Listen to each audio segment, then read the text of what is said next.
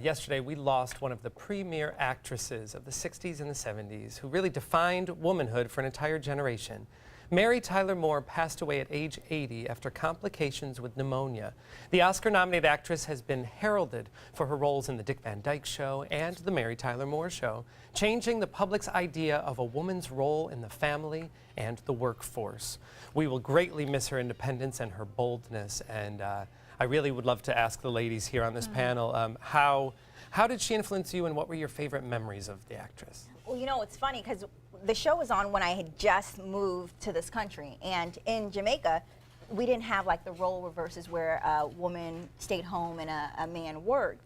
So I didn't understand the importance of it until later on, because I was used to seeing a woman have a job. So I just thought she was just a lady with a job like normal. And it wasn't until maybe I was in my late teens that I realized that, oh my, at that time it wasn't normal for a woman to be doing something like this, in charge of a show or anything like that. Well, I had been doing this for 6 years. I'd been on the air as an anchor for 6 years in Atlanta when this started.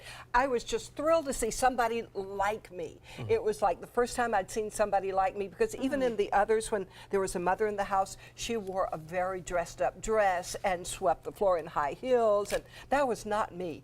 But to see somebody like me and to see the joy when she threw that hat into the air, oh, that was my very favorite moment. And she insisted, I read, she insisted on wearing capri pants. And she was one of the first sitcom actresses. She did not vacuum in a full dress, because she said that's not what women do. She dressed the way that women really dressed. Oh, I love that. I grew up with her too, and I remember. I think as an actress, though, what really impressed me so much was when she went from these fun, sitcom, happy, cute, adorable, into Ordinary People, where she won an Oscar nomination for her role, and it was so shocking, but it just let us know what a tremendously good actress she was. Absolutely. And at that time, it seemed like in TV, there was still this idea of, well, you can either be the ingenue, the heroine, or you can be funny, like Carol Burnett, but you can't be both, and she was one of the first to be able to do both. And it showed that your work life can be your family. I love that, because everybody on that show were family. And we had the feeling in my workplace then too, but it was like, oh yeah, this is the way it's supposed to be.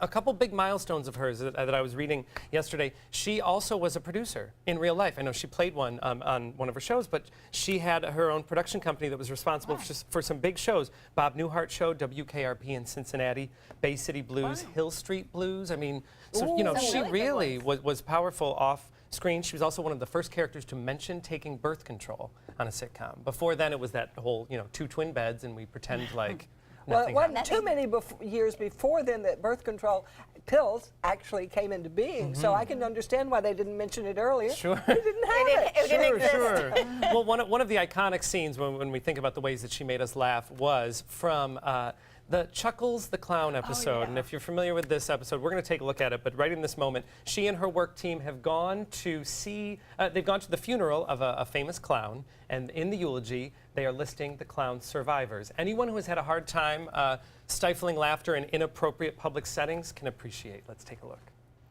Peter Peanut, Mr. Fee-Fi-Fo, Billy Banana, and my particular favorite, Aunt Yoo-Hoo.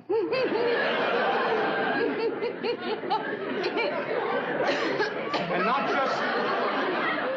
I mean, Linda Larson, you know, we think of you as such a funny woman in our lives, and I mean, her comedy inspired you. It's so inspiring, especially right at the top where she is genuinely shocked, and that's what you feel when you hear those things. It's like, oh, no, he didn't just say that. And then you can see it start to settle in. She's brilliant. Yes, well, she will be missed. So it's a sad way to start up. You know, it's sad for me. She's only 2 years older than I am. Oh, yeah. You'll be here too. You'll be here forever.